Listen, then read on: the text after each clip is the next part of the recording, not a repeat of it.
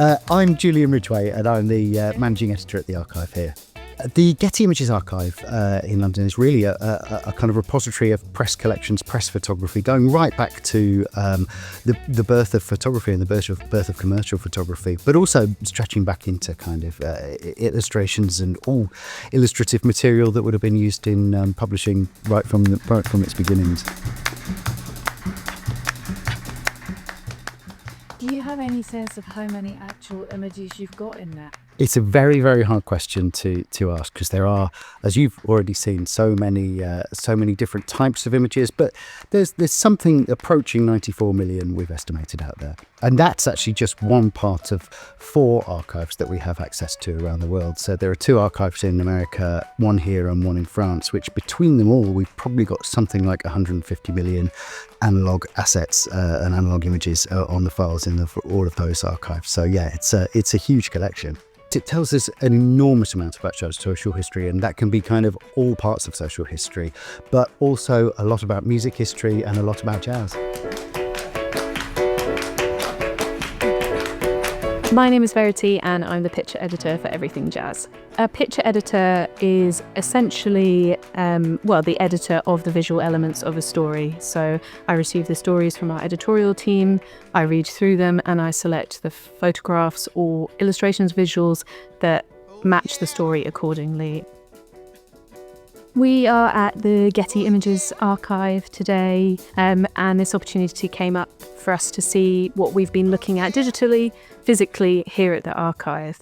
Why do you think it's important that we stop to pay a bit more attention to the imagery that we think about when we read these stories? I think taking the time to be with the physical images can be really compared to when you put on a jazz record at home and you have that quiet meditative moment. You hear things differently, you experience it differently. And that's the same for if you are using analog processes in photography, whether you're shooting them or whether you're like us here coming today to see the prints. There's extra information that you don't get from just seeing it on a digital screen. For example, as you've seen, you can turn over the prints and there's written notes, or there's little details that you can't pick up digitally because you don't have that same viewing experience. You're not looking as deeply at it.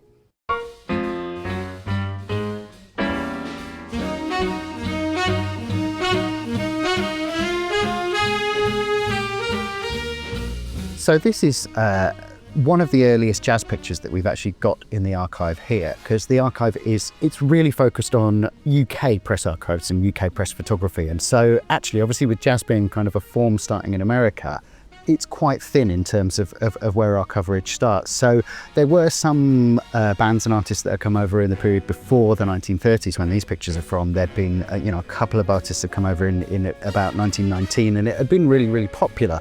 But in terms of the press getting involved and the press showing any interest, it's really these appearances from Cab Calloway in 1934 in Elephant and Castle in London. And the year before, Ellington had been over, 33, and they were just playing kind of one-off dates. But I think these are fantastic, because this is, at this point, obviously, like Cab Calloway is an enormous international star. It's not kind of, I think it's hard to kind of look back and remember that jazz was the central popular music of that particular time. This is a massive, massive deal that he was over in the country. And it's kind of great because obviously at the time, I think, cameras like this, these are glass plate photographs, and this is, a photographer didn't have all that many that could work. Yeah, limited shots. And there was a kind of, that it would also be quite difficult under the lighting conditions and things like that to actually capture something that would be, a live performance. So this appears to be, kind of afternoon press call or something like that. I find them fascinating because the quality is so kind of great of glass plate, and there's so much detail in it. You just start to realise these are really young people. And it's a kind of, the kind of excitement of the entire world of jazz at that time, I think becomes like really, really kind of easy to read. It's amazing to see these physically as well, because people who don't know photography, as you said, they won't understand the process of glass plate and how it's a lengthy, very formal setup shot, and yet still these are surprisingly natural, which is amazing for the time. And the fact that they still exist, that they've not been damaged over the years, their emotions not being scratched away. Yeah. It's a real treasure to have these. And it's one of the challenges of a place like this in that, this isn't a museum. This has always been very much a working archive. People have wanted these pictures kind of commercially over the years. And so actually there is damage on this particular one. There's a crack across that has been repaired over the years, probably not in a way that we would consider kind of conservationally perfect now, but again, it's a kind of needs must thing. It might have broken 60, 70 years ago. Some of these negatives would have worked so hard over the years because they'd have been in and out of the dark room with people kind of making a print to be able to send out to a customer. If something was in the news, they might need to make multiple copies at the same time. There'd be, stuff going in the post, stuff. And so these negs would have been, people would have been in and out of the files, getting these negs, putting them in the dark room, making the prints, putting them back again. So it's pretty fantastic. Some of them are in the condition, the really good condition they still are actually. Photography history and jazz history are very intertwined from a time period perspective. As people stopped using painting as a medium of communication, photography, black and white, starts becoming more common. News magazines become more common, and that's when sort of jazz enters the mix, and you can track it from there on. And what's really interesting about jazz specifically as a genre is it has a distinct visual aesthetic.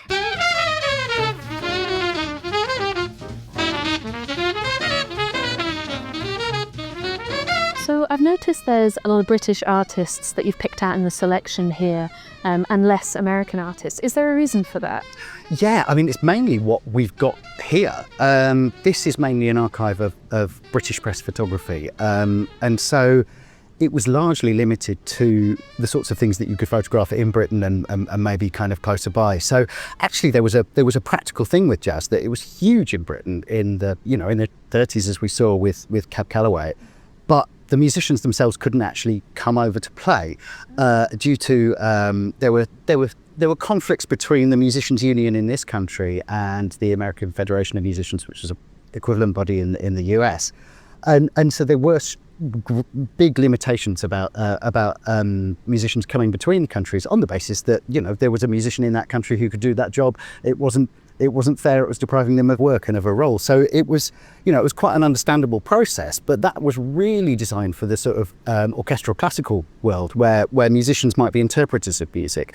Where jazz obviously was kind of a complete difference, was that these were musicians who were improvising the music, who were coming up with the music, who can you replace that particular player? Because if they're, a New Orleans player who kind of knows how to play jazz, was there anyone in this country who could do that at that time? Even how would they even know to do it? So I think particularly as it kind of moved into the 30s, that was getting more and more of a problem. Ellington tried to tour here in 34. It was American musicians that people wanted to see over here. I mean, these pictures I find fascinating. So this is a very young Ronnie Scott.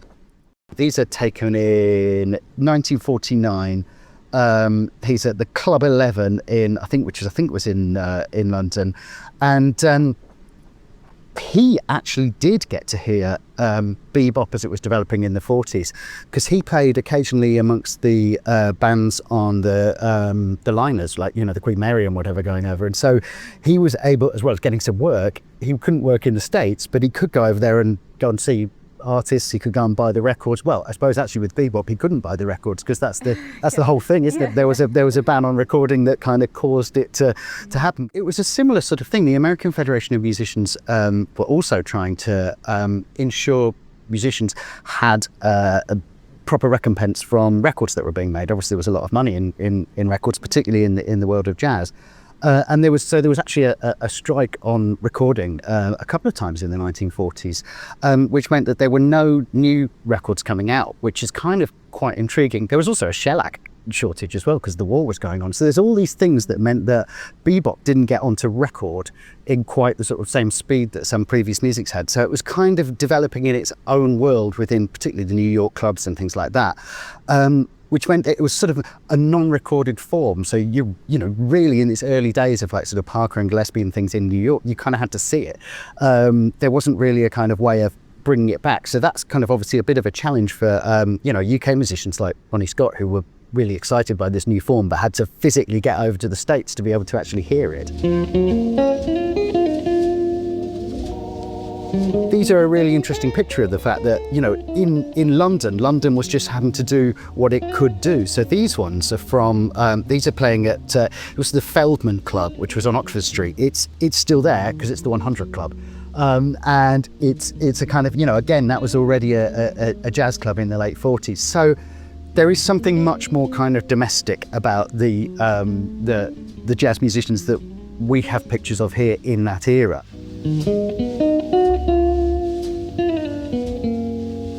So another of the kind of collections that we've got here is Picture Post, which was a really important and incredibly popular photo-based magazine that was based in the UK and was like selling, you know, 2 million copies every fortnight or whenever it came out. And this was from the late 30s to the late 50s that it ran. And it was that kind of part of that explosion of documentary photography that kind of came out really in the 30s as kind of camera formats changed. And in that sort of period, we're starting to see a few more jazz musicians come over. This whole set is Billie Holiday on her only visit to the UK in 1955. Lady sings the blues. She's got them bad. Some of these are fantastic. There's backstage material, there's kind of her performing on stage. I've never been able to find out exactly what the venues are here. I know she played the Flamingo, but I know she also played around the country. She played in sort of Nottingham and places like that, so I don't quite know. And again, the sad thing is, while we have some information on the backs here, we don't always have all the information about where the photographer was working at the time. But you can see all of the Chinograph marks, which would have been the ones that were made by the photo editors at the time. They'd gather the story in, they'd go through it quickly, they'd say, okay, what's a great picture? What's fascinating is how right they usually were. Yeah, you can see here, can't you? They kind of are the standout ones, aren't they? You kind of look at them and you just think the eyes of those editors were incredible. So, I mean, the thing about Picture Post was that it was a magazine that was sold on its photography. You know, this was what was making people buy it. And especially at this point, by the 1950s, that Billie Holiday story, which is incredible, it's her only UK visit. It's, you know, we know how significant it is. That just get left on the shelves, so that was never seen at the time. And you know, it's even then you've seen how many frames there were in there. Most of those frames had never seen the light of day. About a year later, this story on Louis Armstrong, that very much did make the cut. He was still huge, you know, in the terms of the kind of mainstream public appeal in Britain. He was still a household name. Pearly white.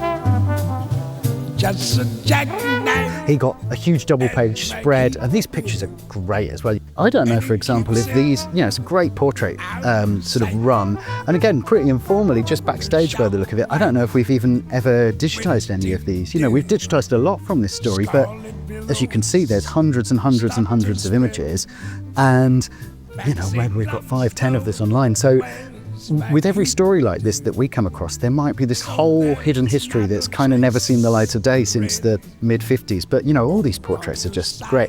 I'm guessing these definitely were used. They've got all the markings about what size they wanted the prints made and all the rest of it. And, you know, you can totally understand why a magazine that's desperate for circulation is going to pick the absolute box office star. Yeah. That's someone like knife. So you said that what we see online is just a small fraction of what you've got here in the archive. Can you put a number on that? Do you know how much you've got here that we haven't been able to see yet?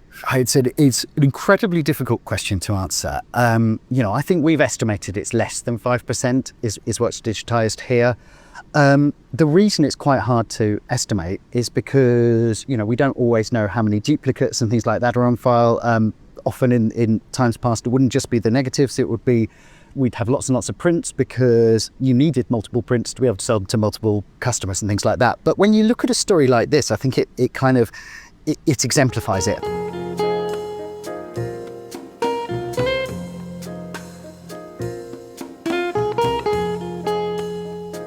David Redfern was working from the late 1950s onwards, and originally was photographing a lot of the jazz musicians at the time of the sort of trad jazz boom that was happening in the very late 50s, early 60s over here.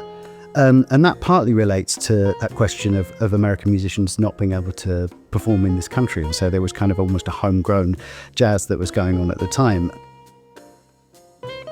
So these are from the files of David Redfern. Interestingly, he started out as a huge jazz fan, but wasn't particularly photographing jazz early in his career. He would photograph quite a lot of, local and English sort of jazz musicians, but he wouldn't actually be able to kind of capture some of those real greats until they started coming over a little bit more in the 60s, once the kind of musicians union rules relaxed a little bit.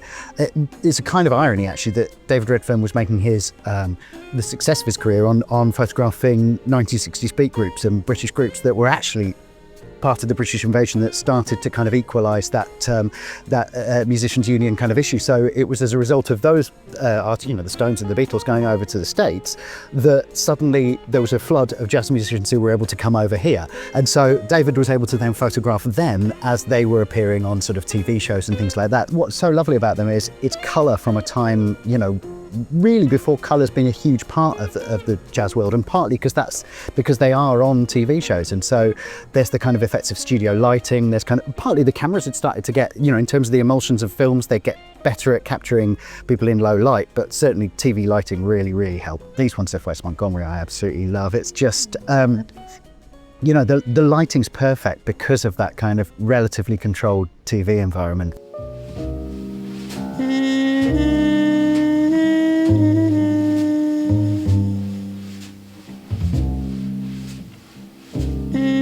An artist that I really love to look at pictures of is Miles Davis. As a picture editor, he is a real gift. His style through the years lends itself so fabulously to different eras of photography. In early, 60s, black and white, we've got suits, beautiful tailoring. As we move on to where colour transparency film comes, is when he's got bright, colourful outfits. We've got silver sequins, big glasses, and those rich colours in his outfits lend themselves beautifully to the physical medium of colour transparency film. So I think what's fascinating about Miles Davis's style is how much it kind of evolved and changed over the years. And when you've got him in the sort of bebop years in the 1940s in New York, I think he moved to New York in he was about 22-ish, and he'd in St. Louis he'd been kind of influenced by players like Clark Terry, who had like a really kind of great sharp look, and he was trying to get that sort of sharp look himself. But obviously it's a bit of a weird time. This is the pit where bebop is just kind of developing. The big stars of jazz at that time are all about kind of massive suits and really kind of like, not very natural form-fitting shapes, but great big shoulders and things like that. And he's kind of a little bit in between at this sort of period where, he was great, but he definitely doesn't look like a completely commanding Miles Davis.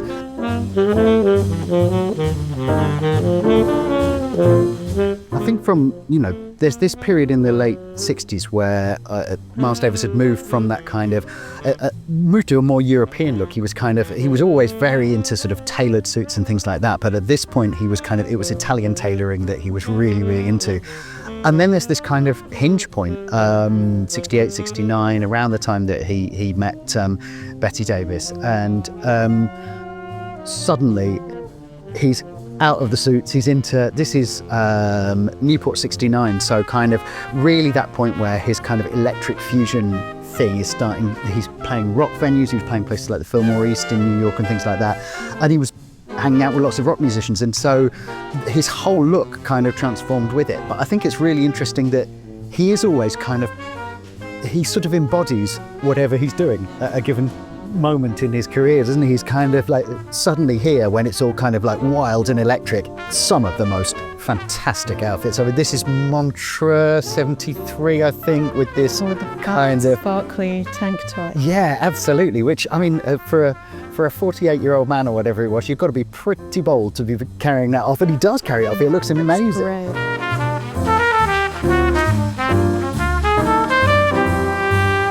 Do you have a favourite picture or a favourite photographer or a favourite sort of maybe moment in time from the archive? I must admit, I don't really have favourites in the sense that, you know, we're so lucky here to look after not just the material that we've got on files here, but have these relationships with the photographers or the estates of the photographers and the people who actually took these pictures. And it's an incredible privilege to kind of be able to look through so many people's life's work. And there's something very exciting about knowing that you've found a picture that might then get used, or not used, but might get used in all kinds of ways. And it's been kind of facilitated by actually finding it, by going through day books, by going through kind of old packets of negatives. And then suddenly that picture's out in the wild. It can be used. It can tell that story of that artist or that moment. Oh, Cinnamon, where you gonna run to? Cinnamon, where you gonna run to?